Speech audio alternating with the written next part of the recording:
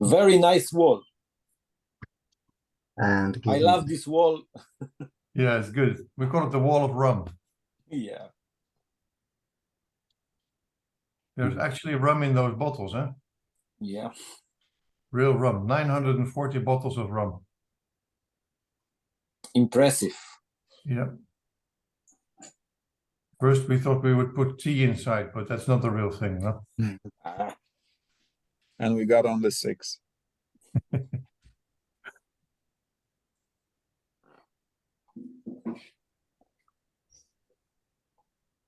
You have got a lot of rums. Why use tea? Yeah, exactly. Well, you know, for safety reasons, maybe. Okay, give me a second. Give me a second. I'll check on the other computer.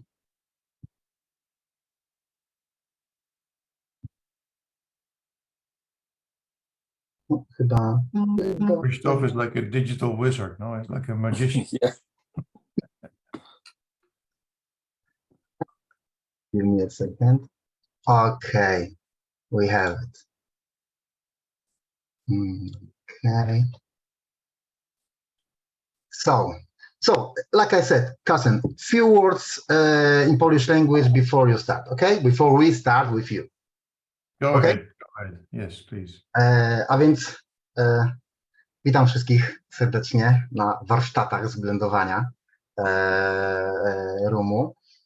Słuchajcie, ja poznałem się z Karsenem i w ogóle z ekipą E&A Scheer 3 albo 4 lata temu. Nie sprawdziłem, nie przygotowałem się z tego, szczerze powiedziawszy. Natomiast było to przy okazji szukania możliwości współpracy, kto produkuje rum w Europie, kto nie, czy kto nie, gdzie jest w ogóle produkowany i jaki. I gdzieś tam napatoczyłem się najpierw na Liverpool, na ich skład beczek. No i tak po nitce do kłębka mówię, kurczę, to w takim układzie kto jest szefem, dla kogo, która firma, dla kogo matką, córką i tak dalej. I tak dotarłem do firmy E&A Scheer.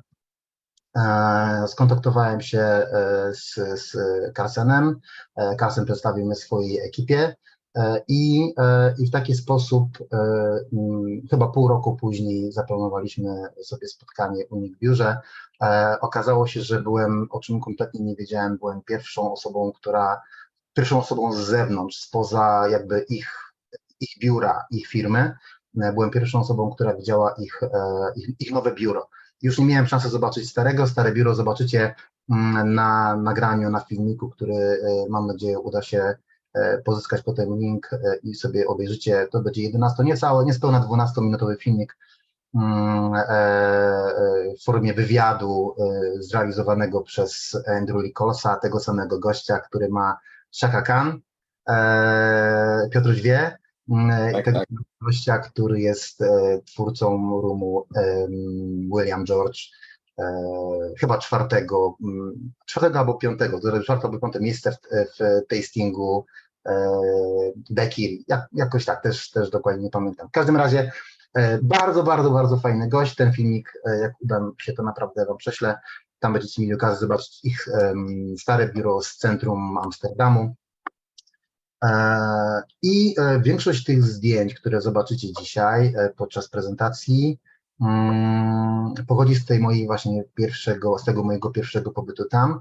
Rok później wprowadzili bardzo zaostrzone przepisy, że nie można robić zdjęć nigdzie poza zewnętrznym budynkiem tak naprawdę. No i w biurze, tam gdzie są eksponaty historyczne i tak dalej.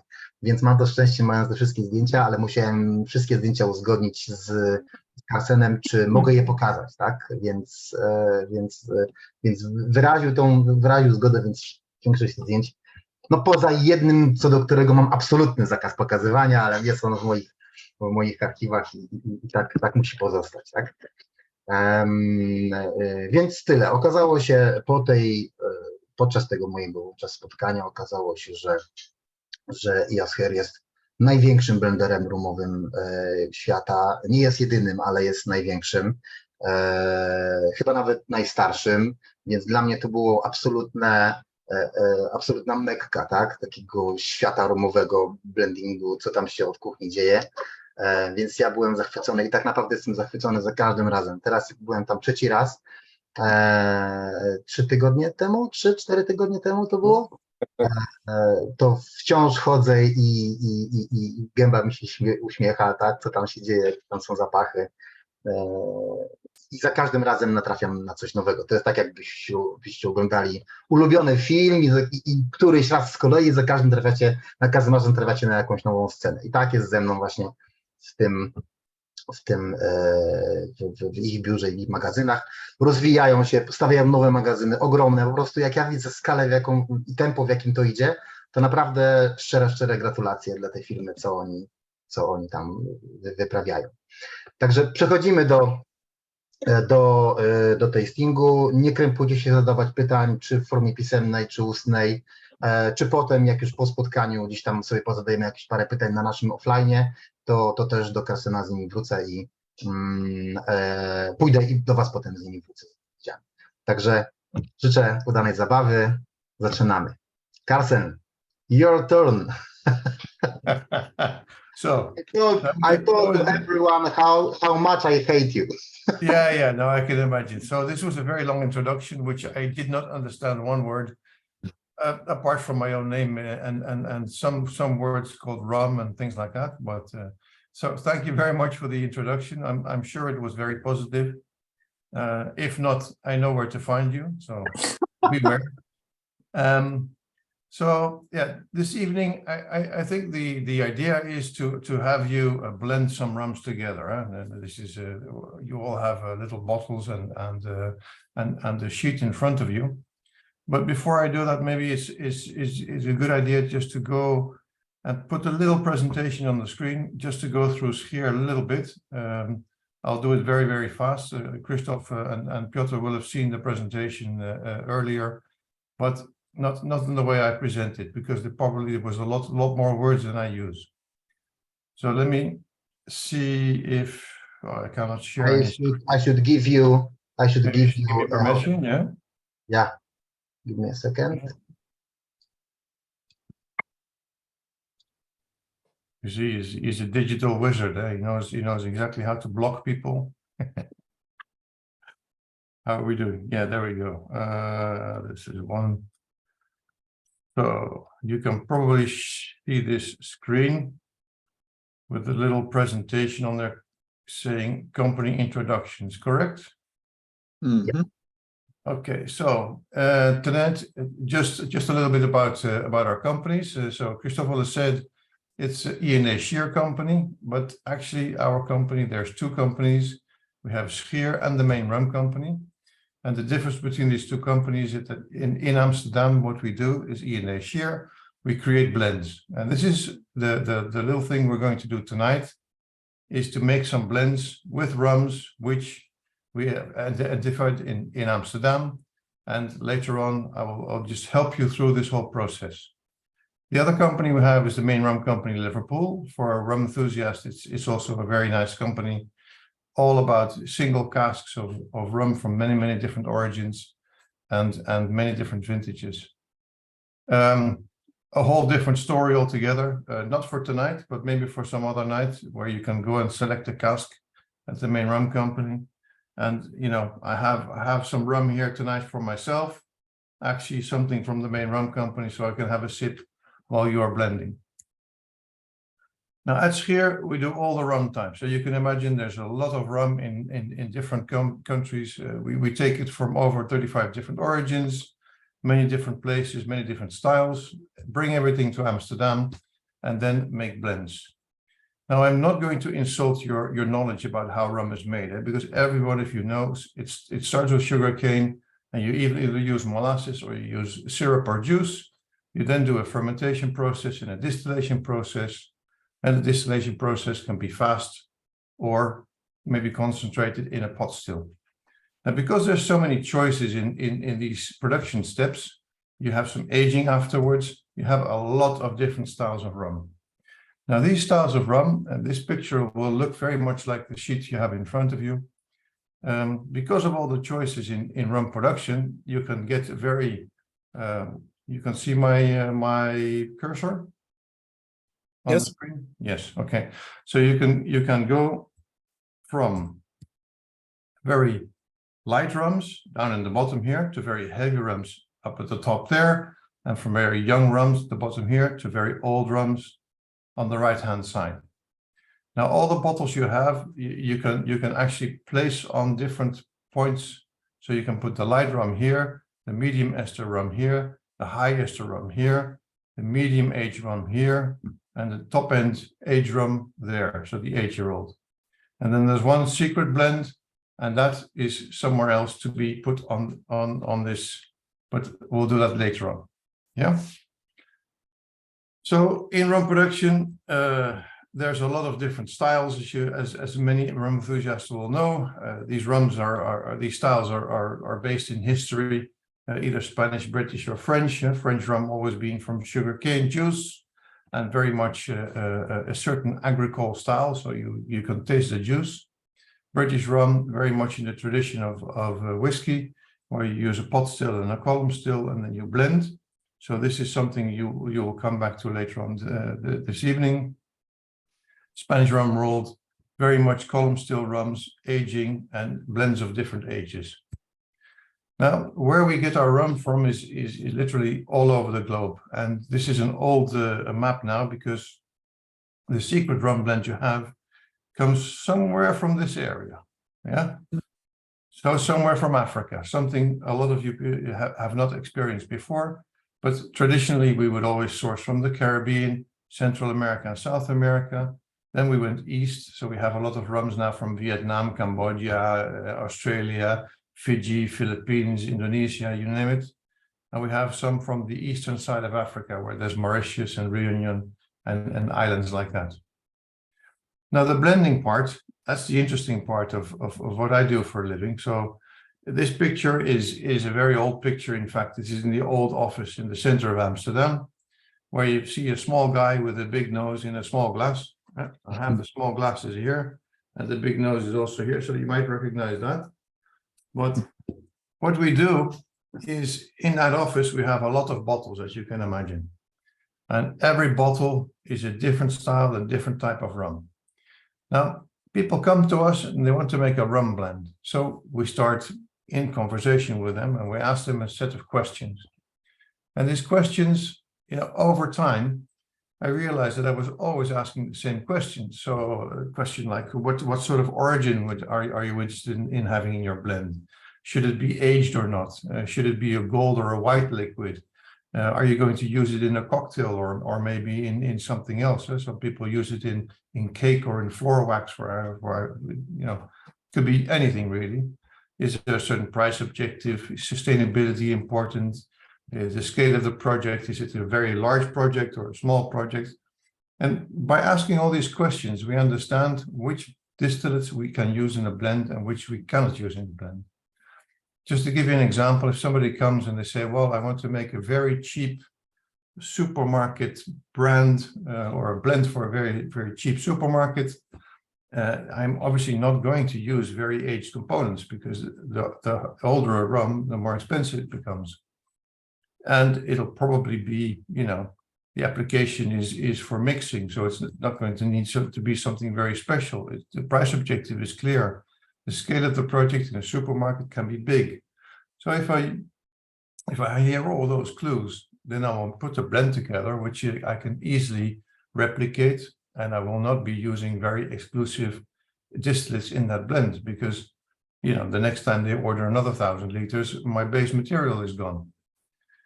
Now, because we've done this for many years, I understand the conversations, and we know how to put different blends together. Yeah? Sometimes people say it's like magic, it's very, very difficult and very complicated. But in fact, to us right now, it is not so complicated, because we have understood it. We've developed a language.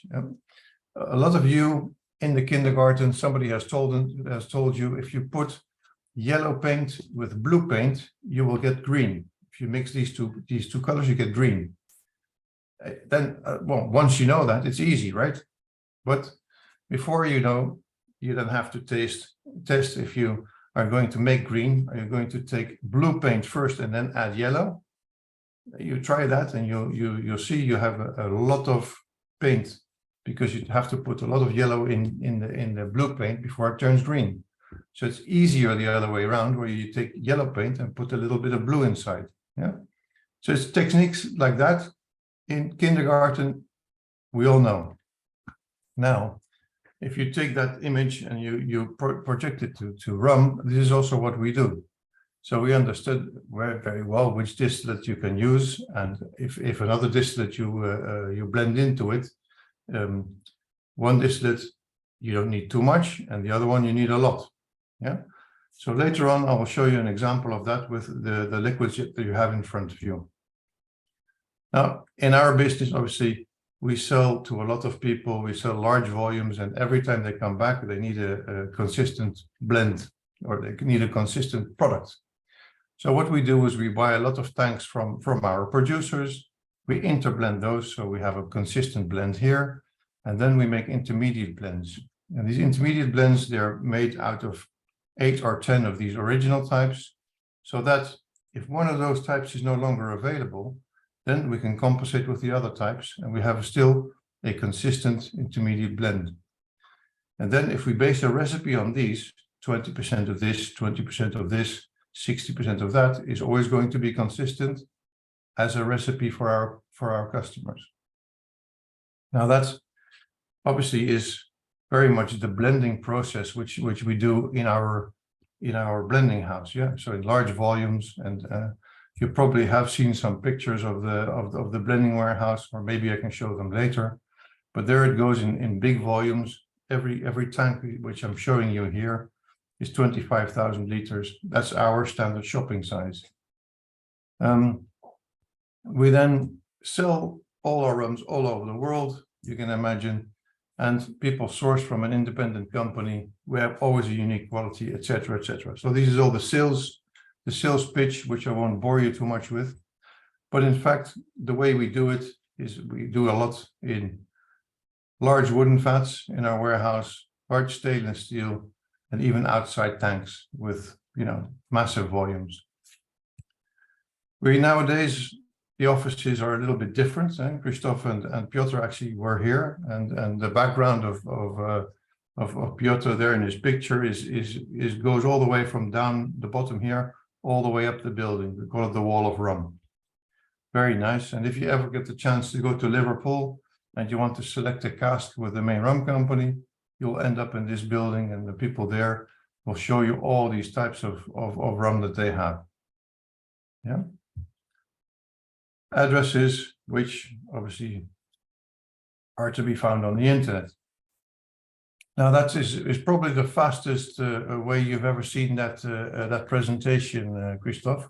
But I thought, just for the viewers, it would be interesting to see that a rum company can be something like that.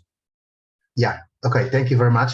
I think I will show my pictures I can, but maybe after our blending tonight. Okay, after our workshop. Okay. Workshop first. Probably there will be some questions to each of picture, and I don't want to leave our guests, without alcohol tonight. No, I understand. Okay.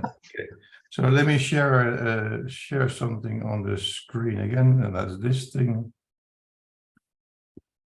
So you all have this in front of you, right? Yep. Yeah. I think. Let me see if I can get this a bit bigger. There we go. Okay. Now you have rums in front of you as well.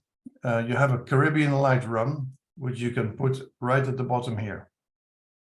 And then you have a 3 to 5 year old rum, which obviously you have to put somewhere there in the middle of the. I need to move the screen around because there's a lot of faces before my picture here. Mm-hmm. There we go. And you have a 3 to 5 year old rum, which you can put here on the map. And then you have an 8-year-old rum, which you can put here on the map. A medium ester, round about here. And then the high ester, round about here. Now, the fun thing about looking at the rums in this particular way is that if you were to mix a light rum with a high ester rum, you're moving up and down this side of the matrix. And the high ester rum is so powerful that in fact you only need a few drops in the light rum to make a big difference. We'll do that later on because I want to concentrate first on the age, because if we do the high ester first, your nose will be gone and you won't be able to taste anything afterwards. So if you have a light rum and you have a lightly aged rum, you can make a mix of aged rum and put a little bit of light rum in to bring down the age. You make it a little lighter, make it a little cheaper. The way you could do that is you take this one, 80% of this, 20% of the light rum, and you lighten it up a bit. But most people would think the other way, because if you're trying to create an aged rum, you like to create a rum with some woody tones, right? So what you would prefer to do normally is take the 3 to 5-year-old as a base rum and add a little bit of the 8-year-old. And if you do that in 2 or 3 steps, you will find that the differences are really noticeable. So you take the golden rum and you take maybe, you have a pipette or something, right? Yes. And how much rum do you have of the of every type? 25 of each. Okay. So if you have like a small half a measure of the 3 to 5-year-old and a quarter measure of the 8-year-old, and you compare, you make that blend, and then you compare that to the 3 to 5-year-old, then you will see, then you already have 3 variations of an aged rum. You have a 3 to 5-year-old, you have something which is somewhere in between here, and you have an 8-year-old. And you have noticeable differences, right?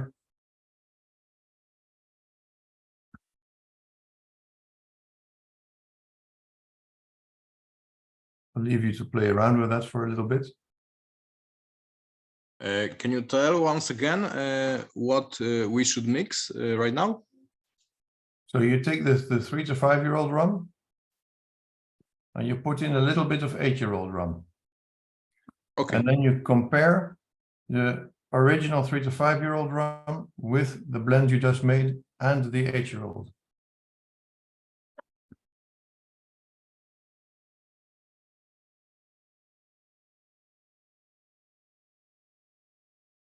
And then you can see already that you have created a new rum.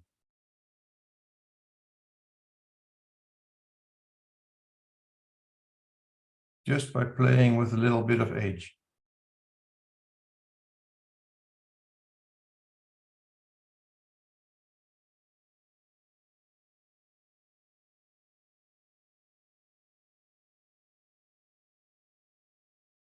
Originally, the 3 to 5-year-old rum is a light aged rum. You have a little bit of wood on it, and then putting the 8-year-old in there, you create more woody tones, and it really is a big difference.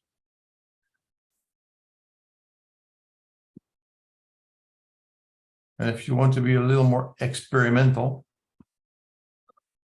we can also move. So we've created, let me see if I can do this. Yeah, so I can do this.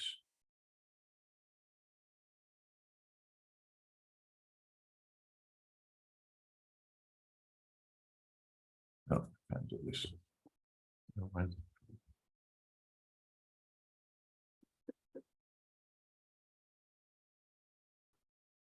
The first thing we did was we moved from here in this direction.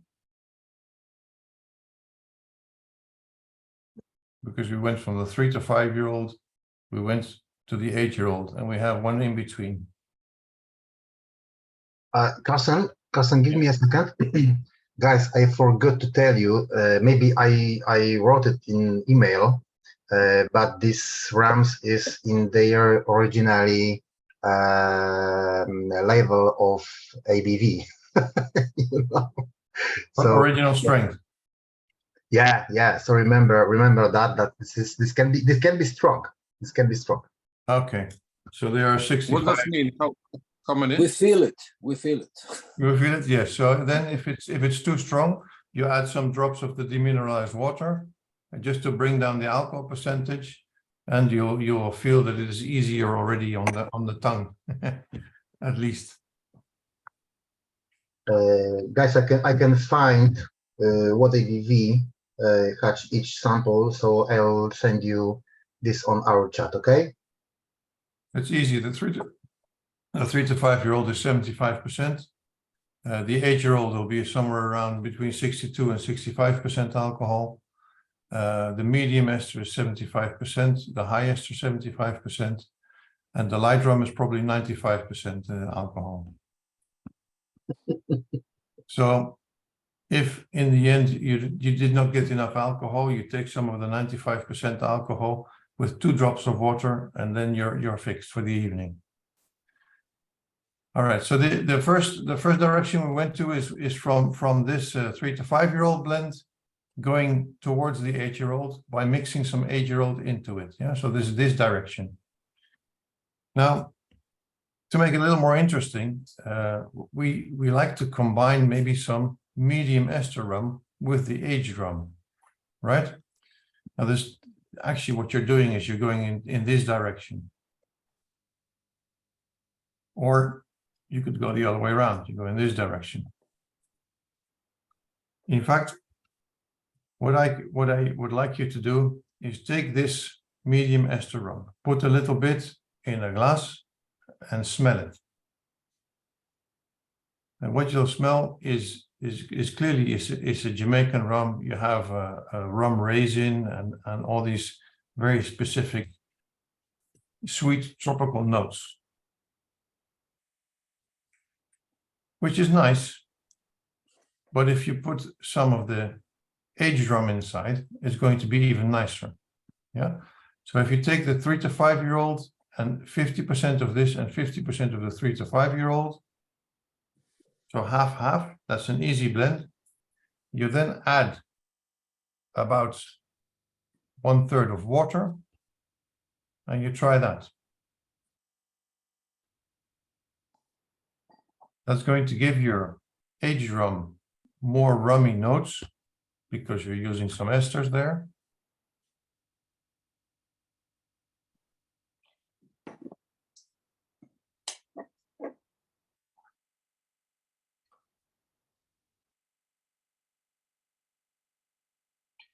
And all in all, it'll be a very, very pleasant aged rum. But if you like a little more wood, what you can do is you take some of this 8 year old and you put it inside. Yeah, creating a little more age.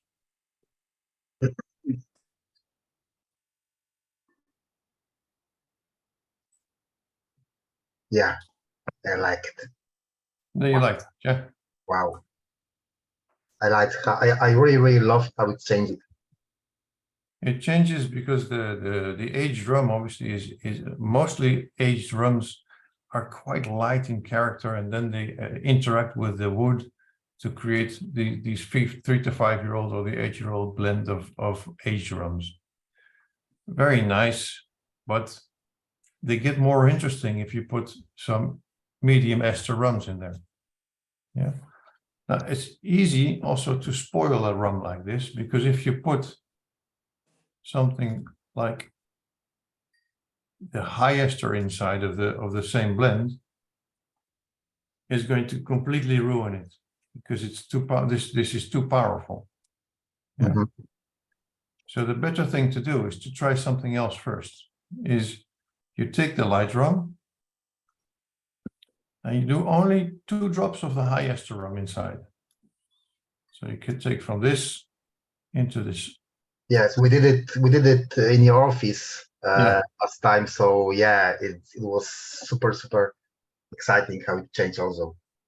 So then you've changed the light drum tremendously. And then you can keep adding some drops until you feel that that it's no longer really pleasant. So first you do 2 drops, and then you do 4 drops, 6 drops, 10 drops. And all of a sudden it becomes maybe too fragrant, or maybe it smells, if you smell directly in the high ester, you will smell something like a nail polish remover. It smells like ethyl acetate. Very strong and almost chemical, but also tropical fruity. But in itself, the high ester is not intended for drinking.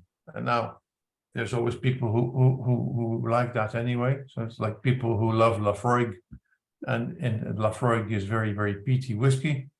Some people like the very high ester rums, but this is not something you're going to drink a lot of, because it is something, it's special, maybe nice to smell, but not to drink the full bottle, because you're going to you have a big problem in the morning.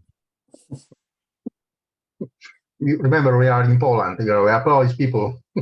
we can. No, that's true. So Polish people, you can handle your alcohol, but this is, because it's high ester, it's a very specific type of alcohol, very dirty alcohol. Exactly. Yeah?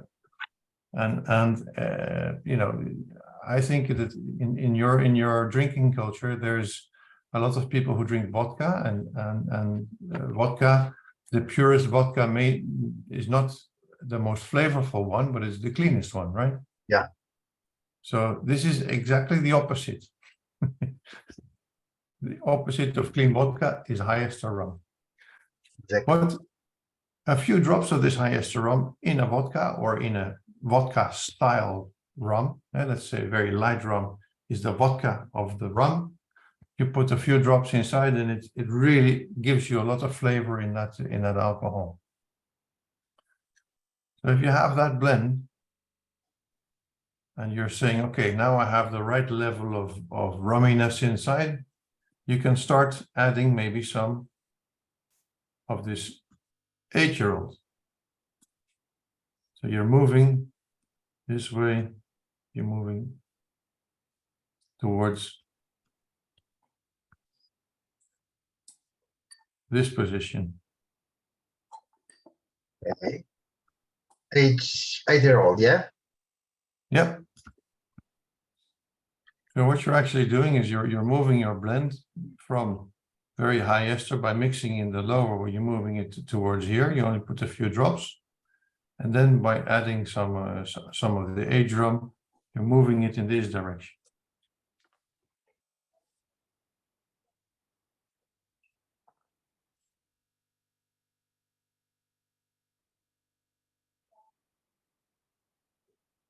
And still, if it's too strong, obviously you can put some drops of water, but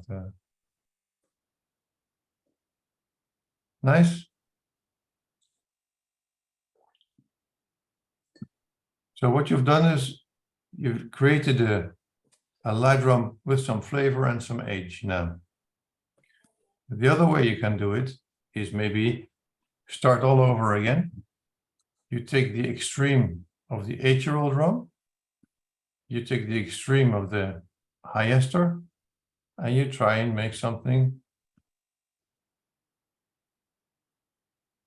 around there. But you do it because you do it actually the other way around. So you're taking this age rum and bringing it up by adding some of the high esters. First you smell the age rum, and then you start putting drops of high ester inside. And you'll see that reaction between those two distillates is slightly different than if you have a lighter rum.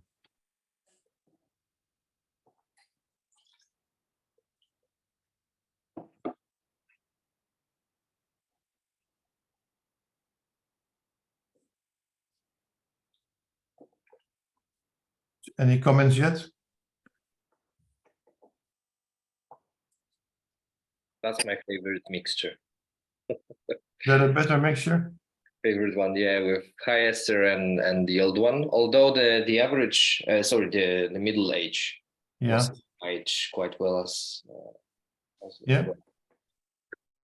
And you see, if as soon as you start working with these extremes, you must realize they are extremes. And the blend that most people really like is using 50% of this medium and 50% of this medium. Putting those two together with a little bit of water is a sweet spot for a lot of people, because it is the median on age, it is the median on flavor, and people love it. People love it. I give this to my wife. Carsten, how much time blend needs to be ready to bottle? After blend. Yeah, so after blending, let me just explain a little bit the chemicals around it. So if you have this high ester rum and you have a light rum, you blend these two together. There is a lot of different volatile components which are all fighting for space. It's a bit like if you have big rocks and you pour sand on top of it. It has to take a little bit of time for the sand to find all the little spots to go in between. And it's the same with blending rums, and also the same when you're blending rum and water. So if you have a rum and you add water, you will find that the glass will warm up. And this is all these molecules fighting for space. And that's why it actually warms up. And normally what we say is if you make a blend, it needs at least 2 days to marry a little bit. But even after 2 weeks, and it depends on how heavy your rums were, after 2 weeks, it can still change. Specifically, if you blend this extreme with this extreme, obviously you can imagine it's like very, very small sand and very, very big rocks. Blend them together, it takes a little more time. So when we have clients over and they want to blend on the spot, this is what you were doing now, it's sometimes very difficult, because after, if you leave your glasses until tomorrow morning and you wake up again and you smell them again, you tell your wife it's an experiment. Don't worry, you're not an alcoholic. It's an experiment. And I do this a lot. I blend on one day. Next morning I come in and even before the first coffee, if you then smell again, you will notice that these rums have integrated with each other. Yeah, so it does take a little bit of time. That's a long answer to a short question. Sorry. Okay, thanks. Piotr has one more question. Piotr, yes, Piotr. Do you ever use aged high ester rum in your blends, or that wouldn't add any new dimension? Yes, we do, but what I sometimes tend to say is if you have rums and you go in this direction, yeah, you go this direction, is cheap to expensive, and it's the same this way, cheap to expensive. So if you have a high ester, which is aged, you end up here. So it's expensive and expensive. Yeah. Sometimes you find these, and sometimes you can use them as a component in a rum blend. And we do that because somebody wants 100% 8-year-old rum, and he still wants this type of profile. So you need to have a distillate which is 8-year-old to combine it with the other 8-year-old distillate. Then you will use aged high ester in a blend as well. But you don't find a lot of aged high ester, because aging in a high ester like this, it doesn't add a lot. Up until here, more or less, is the under the dotted line is what we use. Everything on this side of the dotted line are special. They're not there's not so many of them.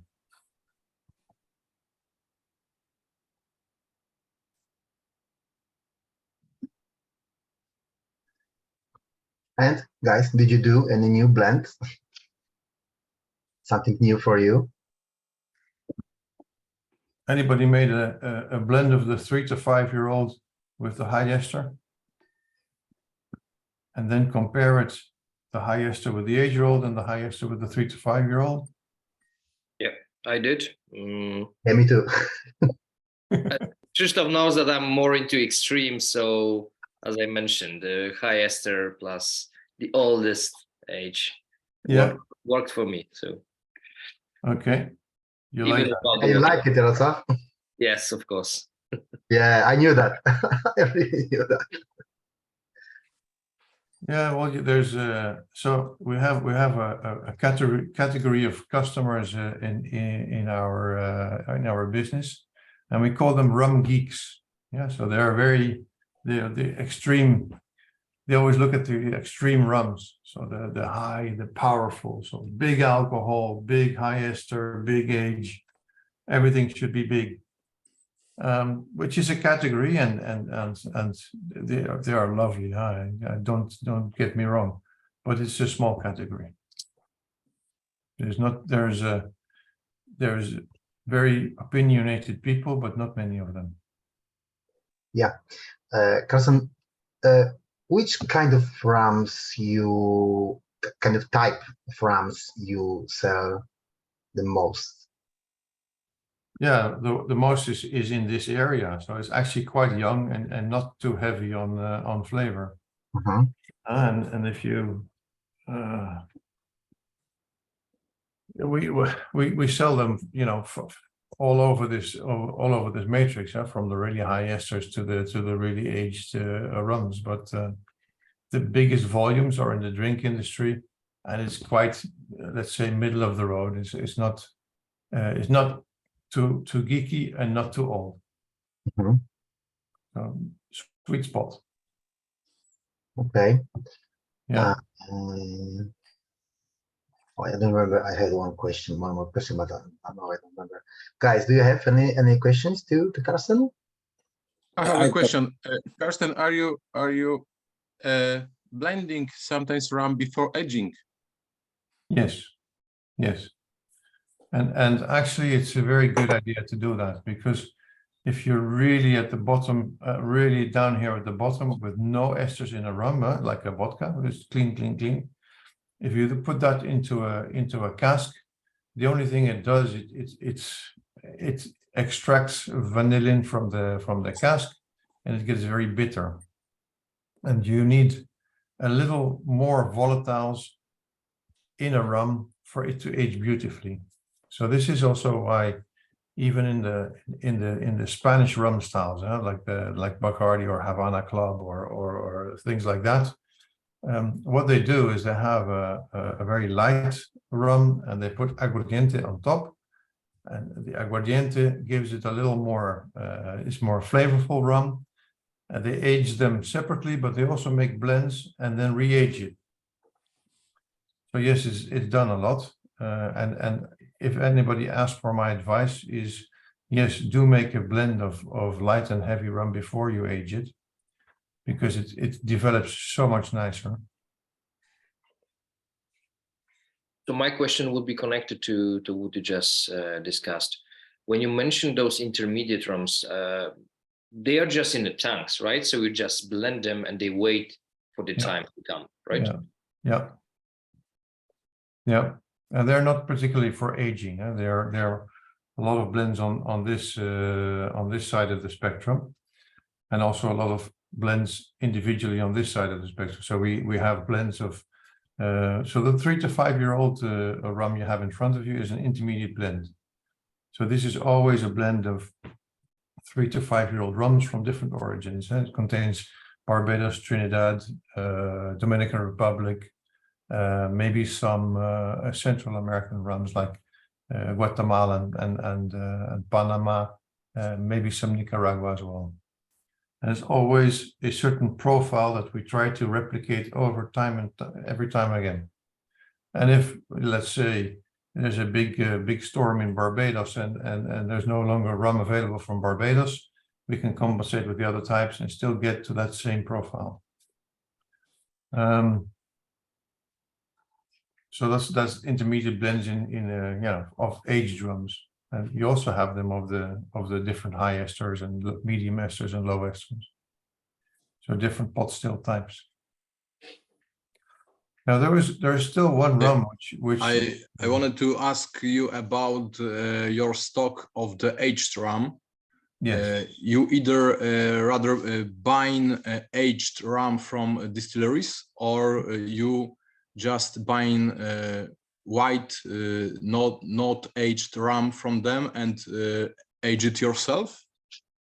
Yeah, we do both. We do both, Okay. but we buy a lot of aged rum from the distilleries, and bring that to Amsterdam and make our blends. But also we don't want to be too dependent on other people aging for us. So sometimes, or not sometimes, we also have projects in Jamaica where we have rums aging in Jamaica. So we have different warehouses in Jamaica where we're aging rum, in Dominican Republic, in Panama, in Vietnam these days. So in quite a few places we're also aging rum on our account. And we do both. Okay. Also because of the difference in aging. If I age a rum here in Europe, it is a different effect than if I age it in Jamaica, for just as an example. The same rum will be different if it's aged in the tropics or is aged in our warehouse in Amsterdam or in Scotland or in Liverpool. And when it comes to aging, because you mentioned, of course, the bourbon barrels, but do you guys use any other types, and if so, what are the favorite ones for you to finish, for instance, or to maturate it in something else than bourbon? Yeah, when we age in the tropics, so we age in Jamaica or Barbados or places like that, we always use once used bourbon barrels, because they are readily available there and they give the effect that we want on rum. But when we bring it to Europe and we bring it to the main rum company, we also have finishing in let's say in ruby port cask, Madeira cask, malt whiskey cask, so all different cask types. But you do that basically for finishing a rum, so that rum will already be aged, and then you give it another few years, maybe in a malt whiskey cask or in a French cognac cask, or different, all sorts of different, let's say, experiments that we do. And if people are looking for something specific from Liverpool, they get these things on offer. Okay, thank you. I've got a question. When you do the blend, you use only your own recipe, you invent only recipes for the client, or you do the job something like the client says, do me this, half this rum, and a drop of this rum? Yeah, if they give us instructions to make something for them, we can do that. But the problem is that they don't know what the base products are. They think they might know.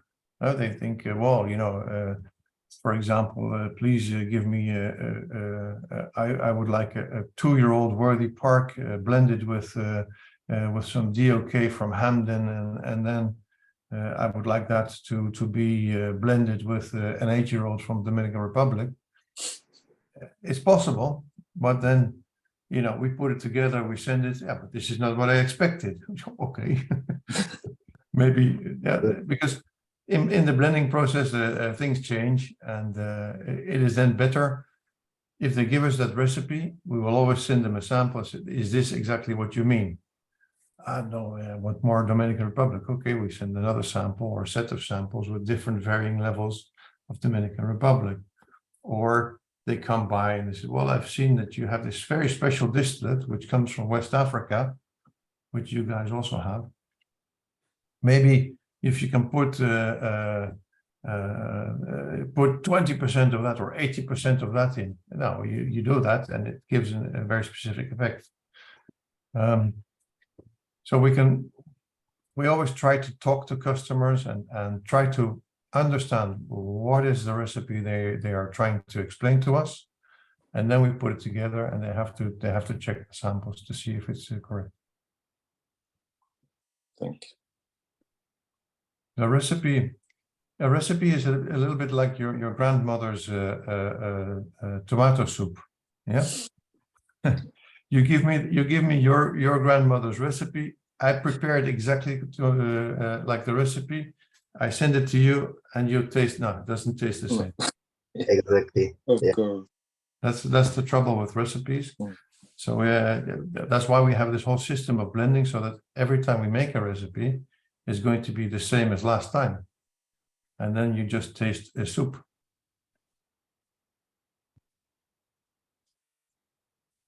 Okay. Carson, can you tell us something about trends? You know, how is rum world changing? Because changing a lot now. We know that.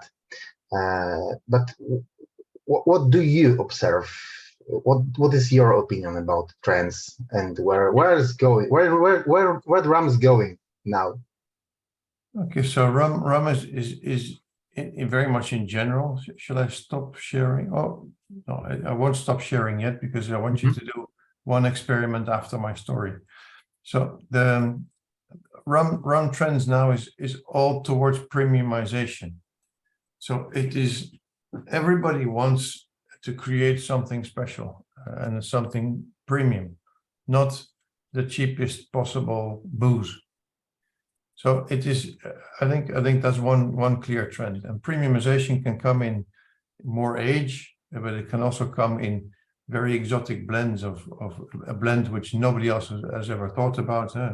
Maybe blending Fiji with Vietnam, or blending Jamaica with Mauritius, or doing things like that. Or just very limited editions. We find that at the main rum company, so they want a Guyana Port Morant aged first in the tropics, and then in rum cask, and then in Madeira cask, and then in a port finish. You know, very, very, very special, and I think that's clearly a trend where people are looking for real stories and real layers of interesting layers on top of just being rum.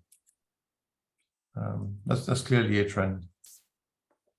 Apart from that, drinking less but better is obviously also one of those trends. And you also see in the rum industry a lot of emphasis on knowledge. People want to learn about rum, and they want to understand the differences. And because rum is is a product with so many differences, there's a lot of things to learn. And here, you know, you find the rum geeks that concentrate on something very specific. Somebody writing a book about the closed distillery, Caroni, I mean, maybe some of you have seen this book. It's fantastic. Somebody writing 2,000 pages about rums, which are all bottled from a distillery which no longer exists. I know the place. I was there when it was still open, but it was actually not a very special place. Yeah, exactly. We used to buy quite a lot of product from them, and not necessarily all good. But you know, that's how these things go, and they get a sort of a cult image. It's actually fun that people really start collecting these things. That's the other trend I see. There's a lot of collectibles. People are looking for a series of different rums, or special bottlings, or always that next special thing. Yeah. Okay. And you mentioned about Caroni, and this was my second question. Maybe some uncomfortable, maybe or not. I don't know. How many barrels do you have, or maybe you know how many barrels are somewhere, you know, hidden in Europe with Caroni inside? There's a few. Just a few, really? There's a few. Yeah. Yeah, I think there's maybe one or two companies which still have a few barrels. Our company has a few barrels, and there's Bristol Spirits still has a few barrels. Then obviously a company like Villiers, they don't have anything in cask anymore, but they take it out and they've been bottling a lot. So if you go to the rum, to the auctions sites these days, you know, there's 1,000 rums. There's about 200 Caroni rums or bottlings there. I think it's quite extreme. Maybe a little bit of a hype. Mm-hmm. Yeah. Okay. But there's this mystery. How many casks are there? I'm not going to tell you. I know. I know. That's why I asked about it. Yeah, no, we're not going to tell you. But this is, yeah, it's part of the mystery. But it is indeed very limited these days. Yeah. Yeah, I can imagine. I've got a question because not every distillery is eager to sell their casks, like Appleton Estate, for instance. Yeah. So my question is, are you trying to somehow approach them or convince them to break this rule and to convince them to sell their casks for you? Yeah, you must realize that we're quite an important a name in the rum industry. So most of these companies will know us, and they will approach us also to sell their casks to us, rather than that. You know, they're not going to go and try to sell one cask if they have tens or hundreds of thousands of casks. They cannot. They are not equipped to go out. You know, there's all these people that say they're traveling the Caribbean, and they found this one special cask, and they begged for a long time for the distillery to sell it to them. To be very realistic, that's not the way it works in this world. If I go to these distilleries, you know, we generally have conversations about which casks they can release to us, etc. Yeah, we always try, and we always open to buy, and all the distilleries know that, and sometimes they have some surplus, or they have casks which no longer fit their portfolio, and these are always of interest to us. So we collect quite a few casks like that. Okay, thanks for the answer. You're welcome. Caster, I have a question. Yeah. Like in whiskey world, even the best, the oldest blend, Yeah. always be like a one step lower, like single malt, even much lower, like some very good single malt from, let's say, single casks. How this looks with rum? Because as you are a blender, then probably you can feel like you can do best rum in the world, or always single cask very good rum be better, like the best blend? Yeah, I think I understand your question. So you're saying is what is superior, single rums or blended rums? Yes. Yeah, we had this discussion has been in the whiskey industry as well. In the whiskey industry, you have blended whiskeys like Johnny Walker, right? You have Johnny Walker Red, Black, Blue, Purple, whatever color they have. And these are blended whiskeys, Chivas Regal, all of them are blended whiskeys. And they were all blends of several malts and maybe some grain whiskey. But at some point in time, there was so much malt whiskeys that there was a scheme to promote single malt as the better proposition. But this was a marketing tool to be able to sell all this single malt. You can't imagine, but this was maybe 50 years ago. I think a blended rum can be as good as a single rum. It just depends on the context, because if you're looking for something which is always going to be that same quality, can be very good quality, you need to be blending. Look at Black Tot. Black Tot rum is clearly a blended rum, and their regular blend is something they always want to be the same quality. But what they also do is they do a blend of all these single casks. Superior, yes, because the single casks are, they're more expensive, and it's a more expensive blend. In theory, that should be better, right? But I can't really say that a single rum is always better than a blended rum, or the other way around. And for us, it doesn't really. There's no discussions, because somebody wants a blended rum, we can do it at Scheer. Somebody wants a single rum, we sell it through the main rum company. So we supply both of those, the whole spectrum, let's say. Thank you. But surely you have an opinion. You think single rum is better or blended rum is better?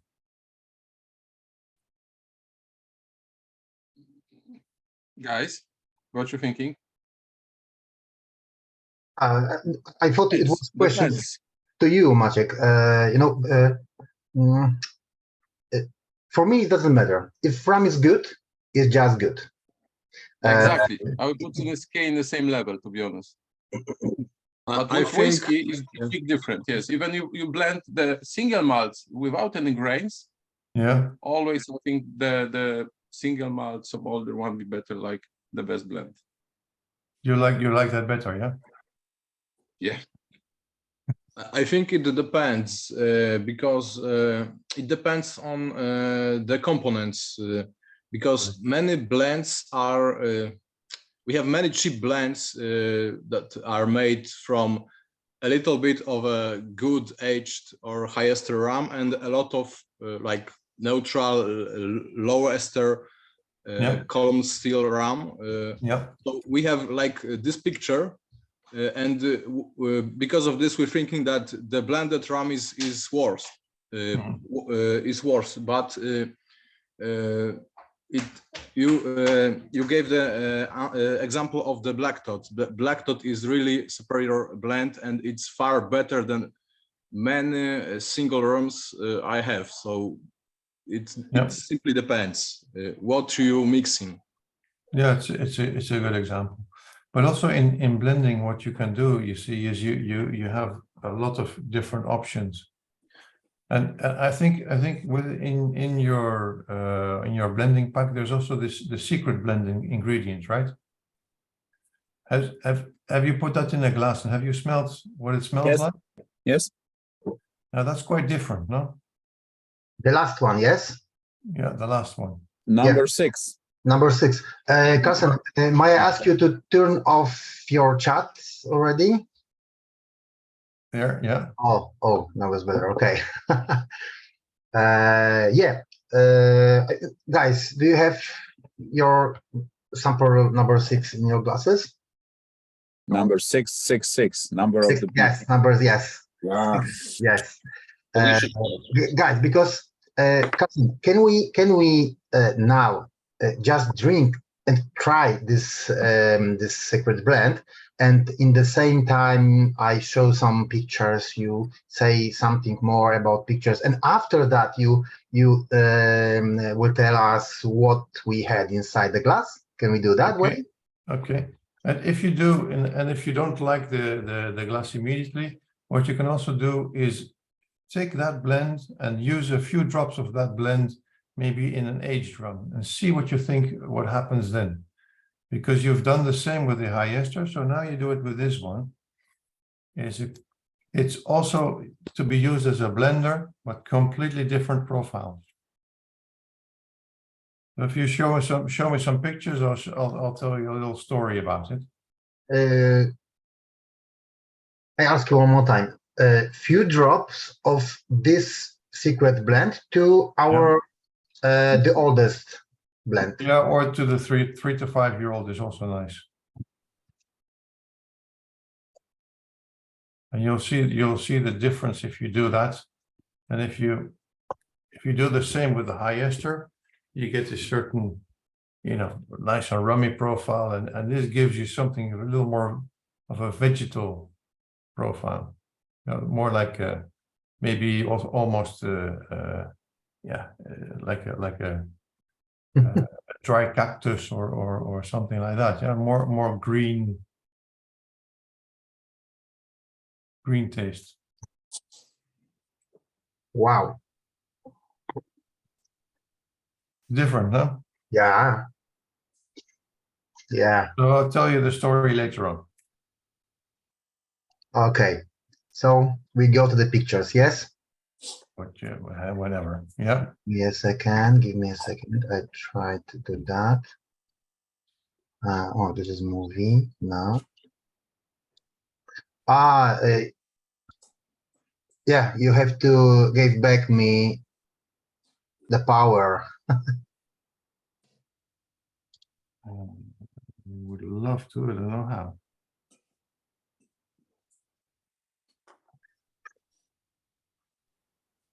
You can share, no? No, not yet.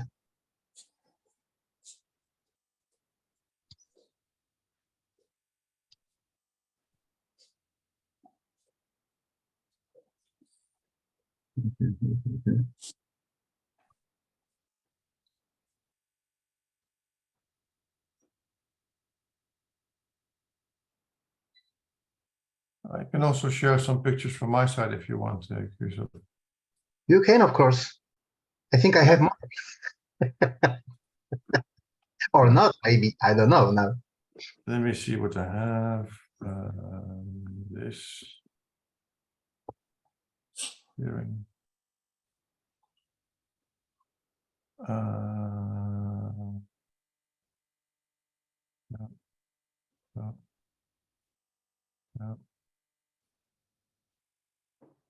You see this? Yes. Yeah. Tanks. Yeah, so this is tanks. This is the inside of our blending warehouse. As you can see, not very romantic, right? A lot of stainless steel tanks. Just to give you an idea, the size of a tank here is 30,000 liters. Why 30,000 liters? Because that's the maximum load in a tank truck. And because we like to have efficient use of space, we have 2 tanks stacked on top of each other. So 2 times 15,000 liters in the spot of a 30,000 liter tank. But we also have a lot of old casks like this. These are old Arak leggers, as they're called. A very curious size, about 800 liters capacity. Something you won't find in the whiskey industry per se, and they're very typical to Arak and at least 100 years old. We still use them because they are there. Let me see if I can. Yeah, so this is also a picture of sort of the vats that we use. And you know, in whiskey, you have this terminology called vatted malts, where you use only single malts, but you make a blend of single malts. And that's done in this type of vats as well. So we use this also to do, let's say, blends of high esters or blends of the more flavorful product. The wood is no longer there to give a lot of flavor, but it's just because we have these things, and you know, it breathes a little bit, so it's also always very good for the rum, but it doesn't give a lot of wood interaction. Here you can see a lot more, like we have. A pretty picture. And this is a view into our warehouse, and I can see Christoph smiling, and then Piotr also, because they have been there, and they weren't allowed to take pictures because it's the environment is an explosion environment, and you can imagine that all the rum that we have here is above 65% alcohol and up to 95% alcohol. So the vapor can be explosive. So if somebody walks in there and they have there are safety measures in place, so you cannot use any electronic equipment unless it has a special way of wiring, and all these things are what they call ATEX approved electric appliances.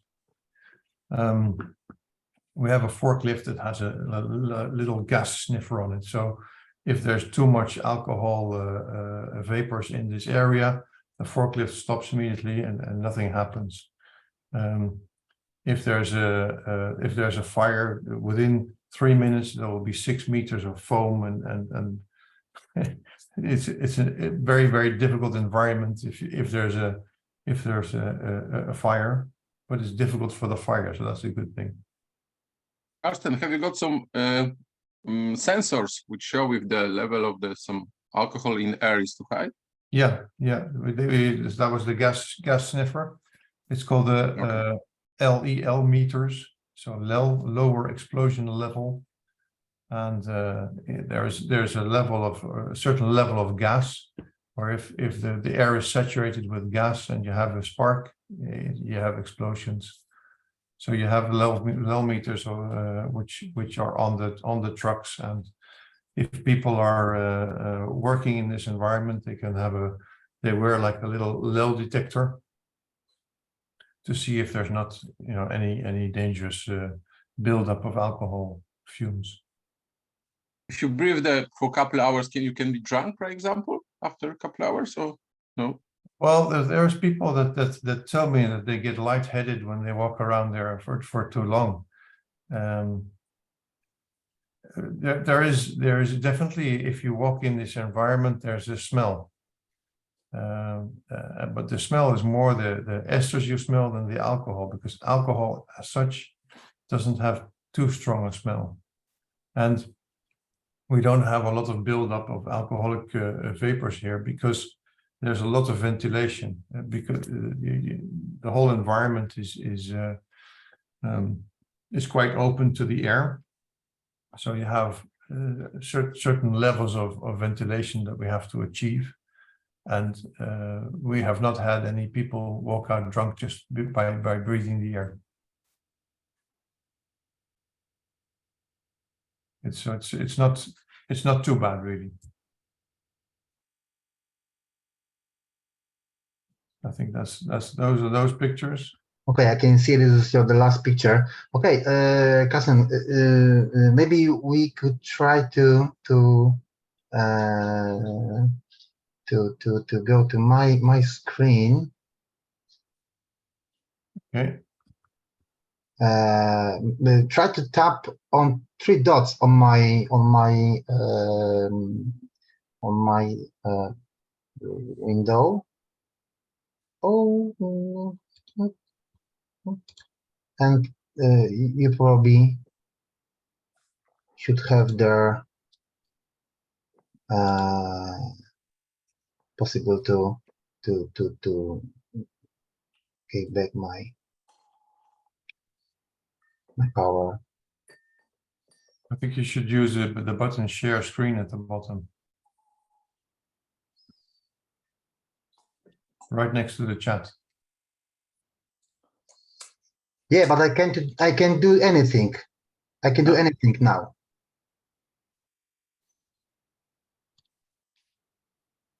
Try again. Give me a host. You have to give me a host on my window. 3 dots and give me a host.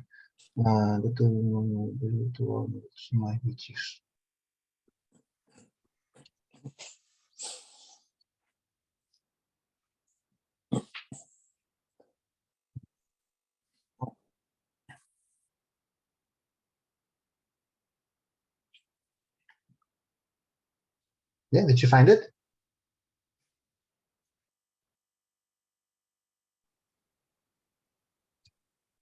I think I've done it.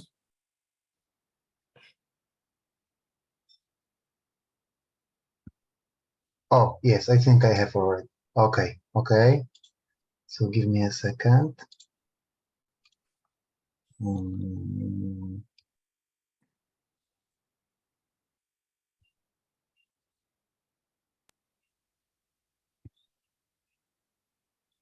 Can you see the picture? Yeah, so this is outside when you come up to the building. Okay. I will try to change it. Yeah, okay. Yeah. Okay. Yeah. Only, Esther Gate. so who said that? Who's the rum geek? Yeah. It's I Esther Gate. Highest again, yeah. I think. Do you see the building now? Yes, yes. Okay, so this is changing. Okay. So this is the These outside. are our offices. We put these offices 2 years ago. Quite modern compared to what we had in the center of the city. In the center of the city was very old-fashioned, like a museum, and this is like a modern art museum. It looks. I commissioned the architect. I said, I'd like steel and concrete, and maybe some glass. I think he succeeded. And here we have a little bit of the history, some pictures of the past, and you can actually see some old books that we have lying there, 1700s and really old dates like that. And on the right, you can see the wall of rum, which is now behind Piotr, I think, as well. Yeah, I think I have more pictures from the other side of this wall. Yeah, there you go. The front. Oh, this is the kitchen? No, it's not a kitchen. Showroom, yes. No, it's not a kitchen, not a showroom. This is actually my office. So this is where I do the rum blending.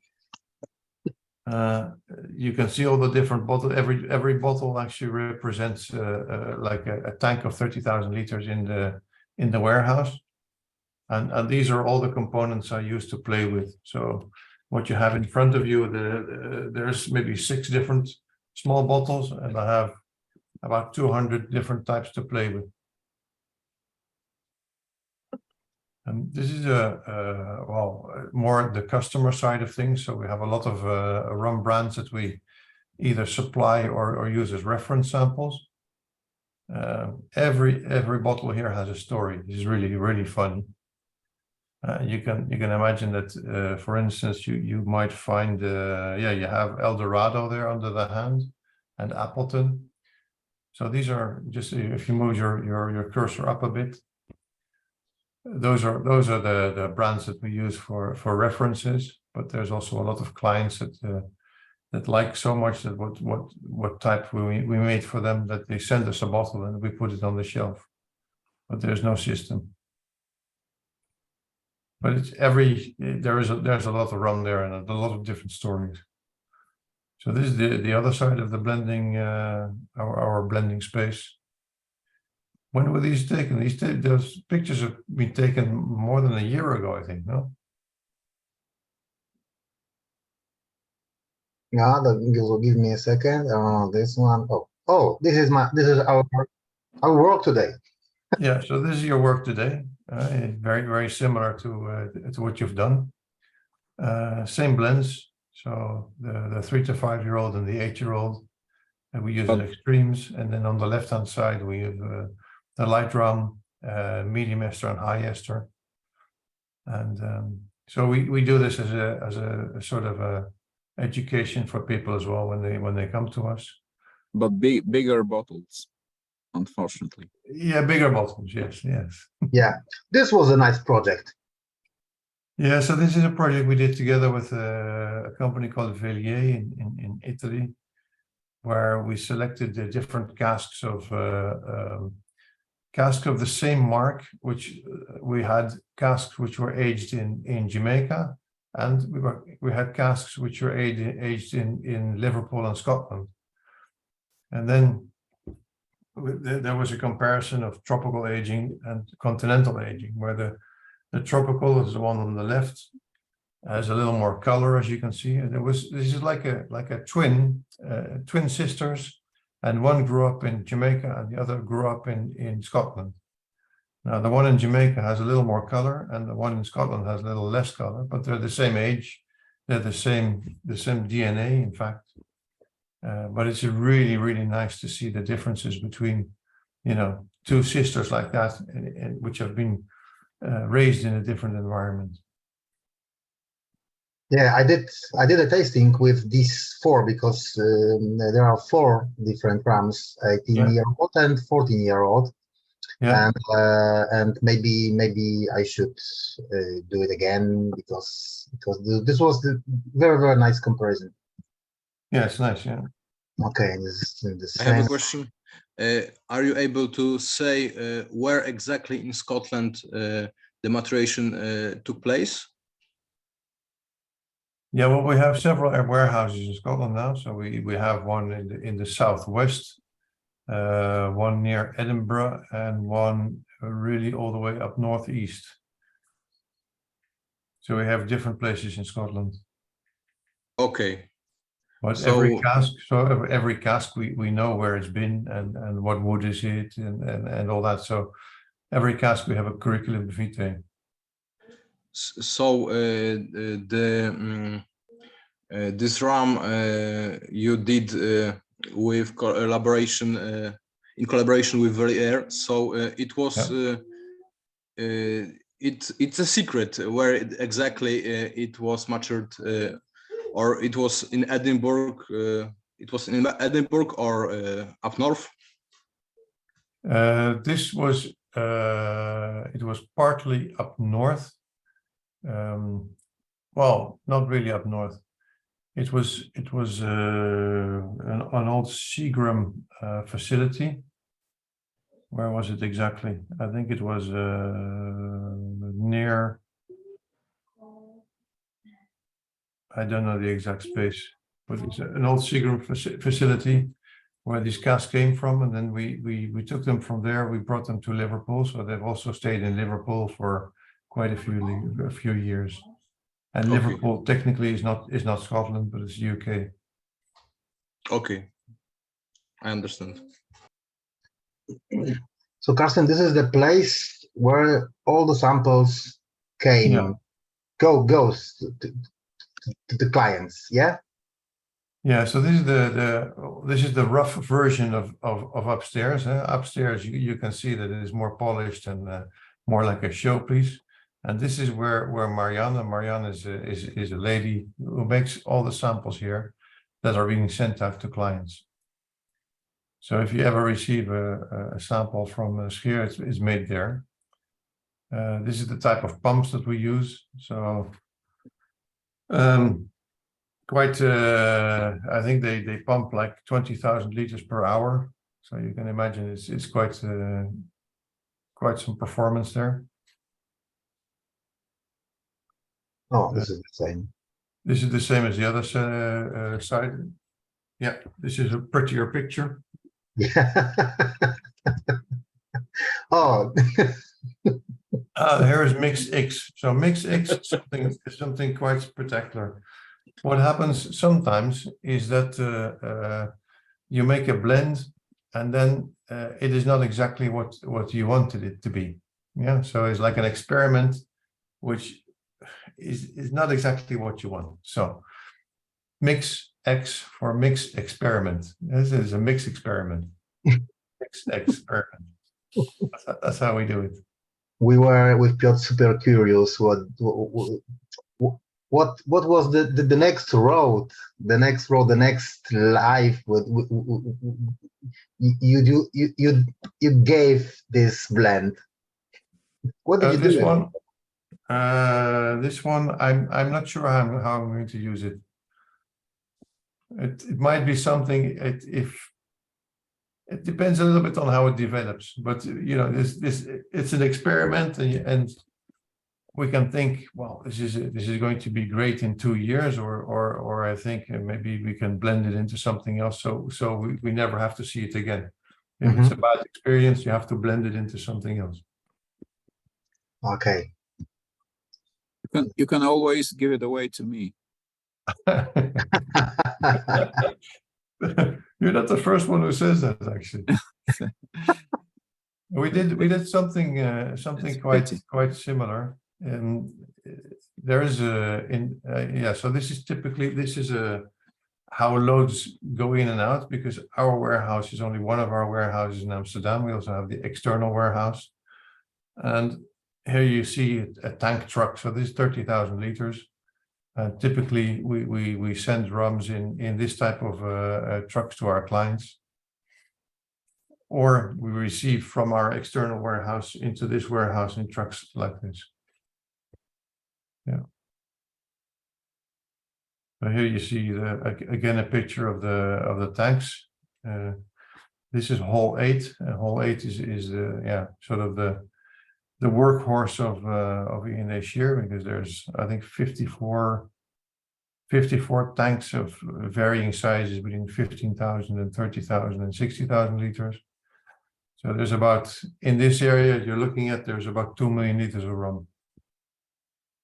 Lots of happiness. It's not romantic at all. No, it's not romantic at all, but it is, you know, I can't help it. It's also part of the business. It's, if you want a consistent blend, if you want, then we have to do it in this way as well. The romantic side is the wooden vats, is the casks, and that is all. That is a different dynamic, as you can imagine.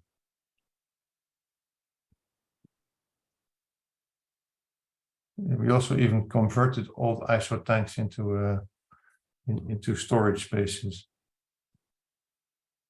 Now this is more romantic, right? Mhm. Yeah, exactly. This may be not too romantic, but it's very efficient for transport, because we, as you can imagine, people, they come to us and they can buy 1,000 liters of a special blend. And these things, we call them IBCs. They contain exactly 1,000 liters. Or if you order half an IBC, it's 500 liters, like the one in the middle. These are the old books I was mentioning. So handwritten books of the history of the company. There is somewhere maybe in the next book, maybe here, and try to check the dates. Yeah, this is so 1859 something, I think, at the top. 1859, so super old. Yeah. Yeah. Yeah, we still have a lot of those. If you have a long history as a company, you can imagine that you find things like this. 1871, 1870. I saw somewhere 70 something. I can see now. I don't remember. Yeah. Some old archives. And here in the middle book, you can still see the mark of E&A Scheer as well. Mm-hmm. The logo. So our logo is in the middle of this page. You see E&A and the S below. So it was used as a mark, like you have rum marks these days. You had company marks, and they were initials which would always fill in a circle, and you would call that the circle number. And the circle number is, today you would call it a purchase order number, because if you purchase something, you purchase three casks of something, there's an order number, and that order number was always written within a circle, because the cask is a circle, right? That's why an order number is a circle number. Very traditional. More old books. Yeah, these are still some of the old samples we have.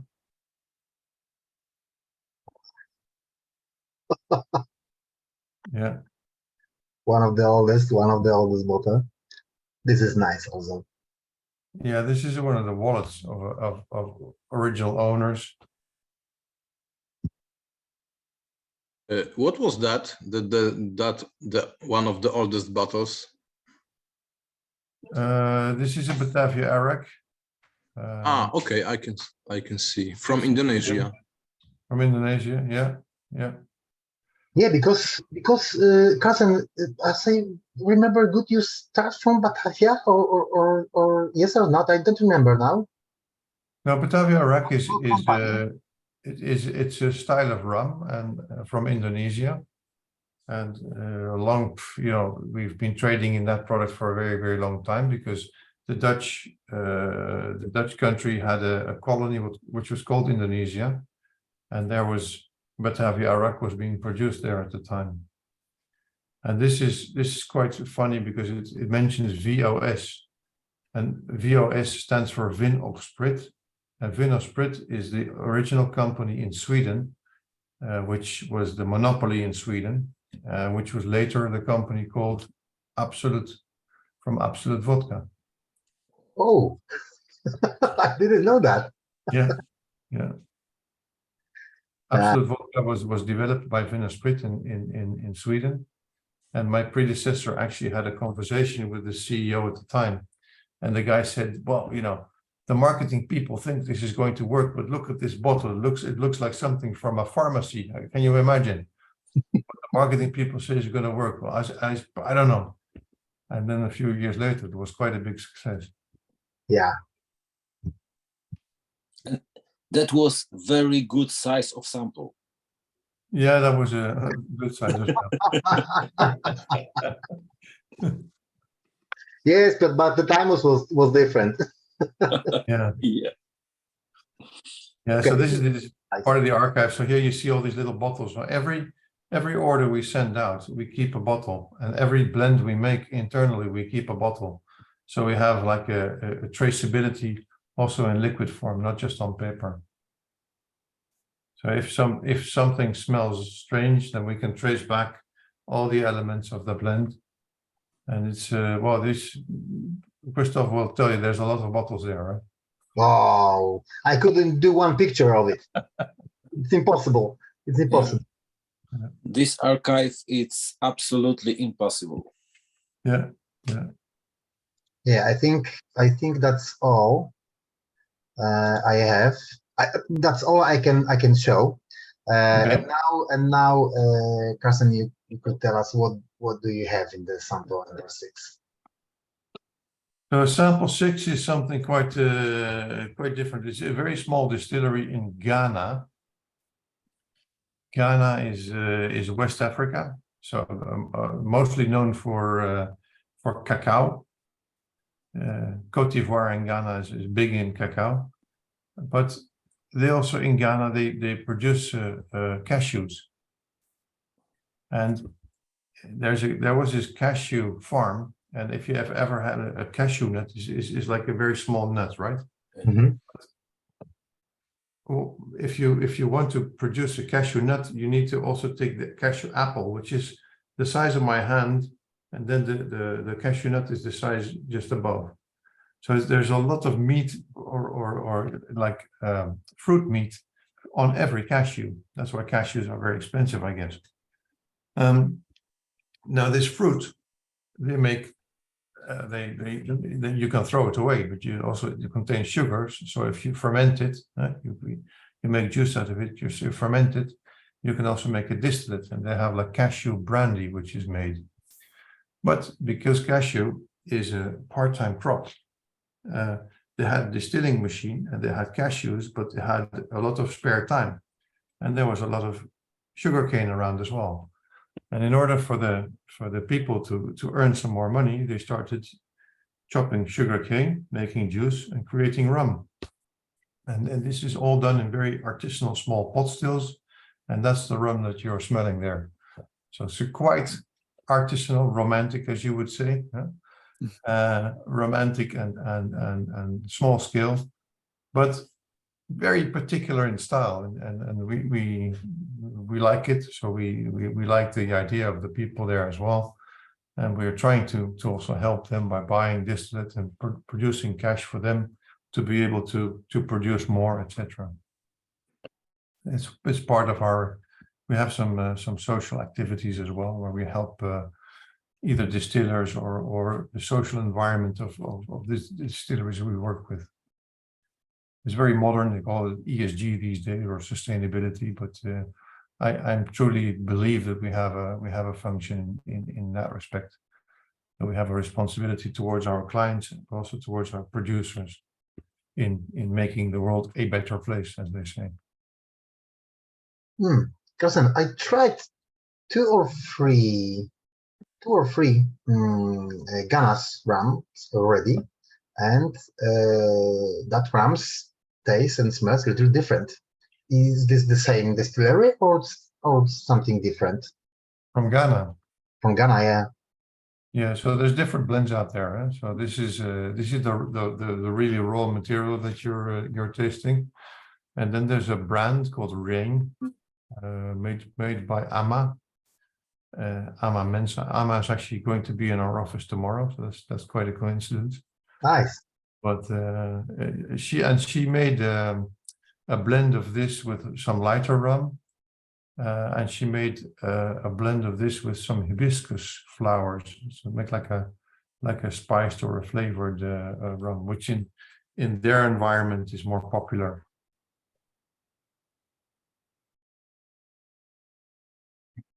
Nice, very nice.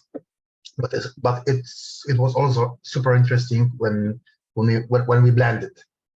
Yeah, I think it works better as a blender than as a single distillate, because it is so particular. It's like, you know, some people love to drink Lafroig and others do not, and because it's quite particular. And then you can also blend a bit of the Lafroig with the grain spirit. You get a nice peated whiskey. Yeah, exactly. I don't like whiskey too much. Why would you drink whiskey if there's rum around? I don't like whiskey. No, I don't. I have many friends who likes whiskey a lot, and the same rum. So do I. Yeah. So, I'm always joking because people say, yeah, I really like whiskey. And I said, why would you drink whiskey? I mean, there's a product called rum. It's much nicer. But then, you know, that's my business, so I have to. Yes, of course. Yes, of course. Guys, do you have any questions to Carson? No question, not even what's in this glass, because this is very special. Huh? Actually, I think it was my check. This is a single distillate. This is not a blend. The problem is I can't drink nothing today. I just smelling because I'm taking some antibiotics. Why? I didn't know that. Just one thing which I'm tasting today is some piece of the chocolate which Chris add to the box. Thank you very much, Chris. Okay, but you know, this session is recorded, so you can always come back to this session in your time when you can back to drink. So I think it is not a problem. Very good. Okay, so anybody else have any questions, or shall we leave each other with a good rum in our hands? Carsten, which rums you most selling, with the white rums or aging one? What is the value if you compare? In volume or in value? You mean how many, I don't know, liters, casks? Actually, if it's not, I think it's not cask. Actually, how many liters if you compare? Yeah, if you're saying white or aged in volume, there's more white rum, huh? But in value, even though in white rum you also have high ester, it's also white rum, but it's very premium, very expensive. So in value, I would say that the aged and the premium rum is what we sell the most. Okay. Okay, nice, Carson. Yes. Thank you so much that you agreed to join our session and tell us everything and do a workshop with us. It was super interesting. It was interesting for me 3 years ago already. So that's why I thought maybe for our guests will be also good. So yeah, if we have any question, maybe my friends have any questions in the future, I write you an email if you agree, and I promise them to come back to them with answers. So maybe not how many barrels Caroni you have, maybe some. You can always ask. Yes, of course. Of course. Yeah. So yeah, Carson, thank you very much. Okay. Well, I'm sure I'll run into you at any rum event anywhere around the world, I think. if any of you ever is on a rum event and you see me walking by, please come and say hello. Yeah, of course. As always. Yeah, would be fun to chat and to experience maybe Yeah. some opinions on rum or some tasting experience, whatever. Any questions? Christoph knows where to find me, or you write an email to karsten@rum.nl. It's easy. Yeah. All right. Okay. Thank you very much. This is now you. the time for us in Polish language. Thanks a lot. We will talk about our feelings in Polish language because it's easier always for us. Yeah, please carry on in Polish. And you'll see me drop off once I stop understanding. Okay, thanks a lot, and for tonight, cheers. Thank you. Take Thank care. you. Thank you very much, Bye bye. Karsten. Bye bye. Always drink rum. Thank you. That's very important. Yes, of course. Save water, drink rum. Yeah, of course. Yes. Thanks, guys. Yeah. Thank you. Thank you. Bye. Thanks a lot. Dobrze, panowie. Okej, to ja teraz pożegnam się z facebookowymi naszymi gośćmi. Dziękuję bardzo. I co, dobranoc? Do następnego razu. Trzymajcie się i następna relacja na Facebooku pojawi się 6 listopada. Będzie to degustacja Dead Reckoning australijskiego butlera. Bardzo, bardzo fajnej selekcji rumów. Dzisiaj przyszły, wąchałem wszystkie, więc oszalałem drugi raz. Więc serdecznie zapraszam. Trzymajcie się, cześć. Po co pić whisky, jak jest tyle rumu wokół, tak? To nie? No Dokładnie. właśnie. Okay. Czekajcie, ja tu muszę zatrzymać, tak, zatrzymamy.